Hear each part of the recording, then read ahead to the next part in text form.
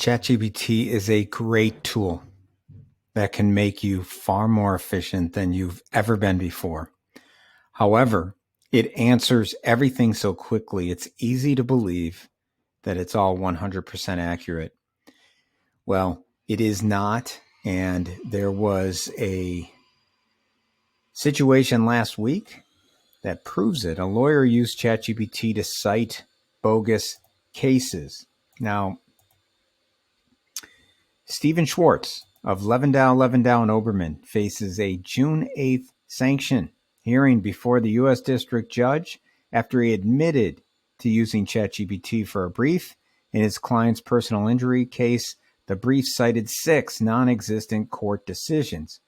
So he was using ChatGPT for his research in this, and in his research, ChatGPT cited 6 cases that did not exist, and he even went as far as to show his research through ChatGPT and how ChatGPT basically said, yes, those cases do exist when in fact they don't. Now, this can happen to anybody, and this happens often with ChatGPT style AI, and it's even got its own term, AI hallucinations. And that's where AI systems like ChatGPT generate incorrect or invented information. Now, this is the G in GPT. Again, GPT stands for generative pre-trained transformer. And now the generative part of GPT is the part of the programming where it thinks like a human. And the pre-trained is all of the internet that was uploaded into the system. But even with all of that information pre-trained into ChatGPT, there are still gaps. And if ChatGPT doesn't have exact information, the generative part is going to take over. And what the generative part will do is fill in the gaps with what it believes is the right answer. So what I did is I went to ChatGPT and I asked, does the generative programming allow for it to fill in gaps when it doesn't have the information from what it has been pre-trained? And it answered yes. In a way, GPT uses patterns it learned during its pre-training phase to generate plausible sounding responses, even when it doesn't have specific information about a question. So if you ask GPT a question that's beyond its training data, it won't be able to provide an accurate or updated answer. However, it may generate a response that seems plausible based on similar topics or context it has seen in its training data. It's also important to note that while GPT can generate plausible sounding responses, these aren't always accurate or reliable, especially when it comes to questions that require specialized or up-to-date knowledge. So this is where Stephen Schwartz got himself into trouble. So I followed up and asked, is this how it can create AI hallucinations? Yes, the term AI hallucination is often used to refer to instances where AI systems like GPT generate information that seems plausible but not accurate or real. This phenomenon is a result of the model's generative capabilities combined with its lack of understanding about the world.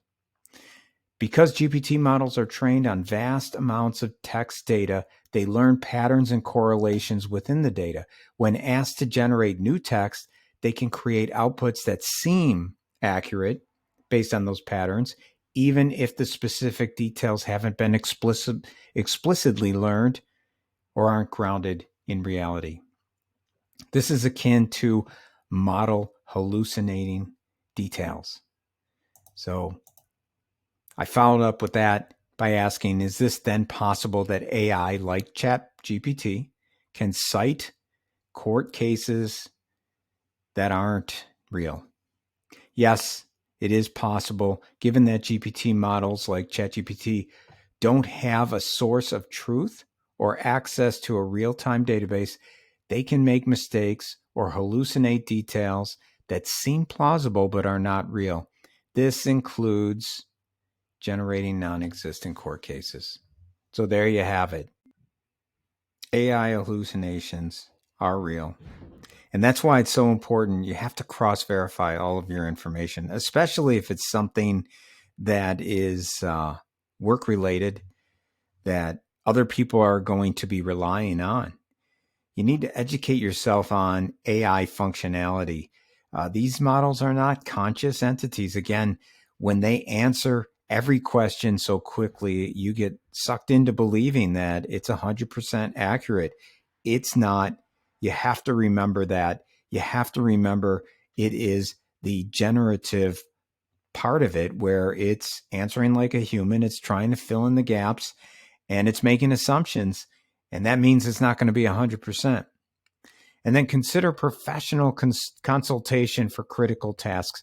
If you're doing things that, again, other people are relying on or your profession is on the line, well, you better have ways to check it, double check it, make sure it's accurate.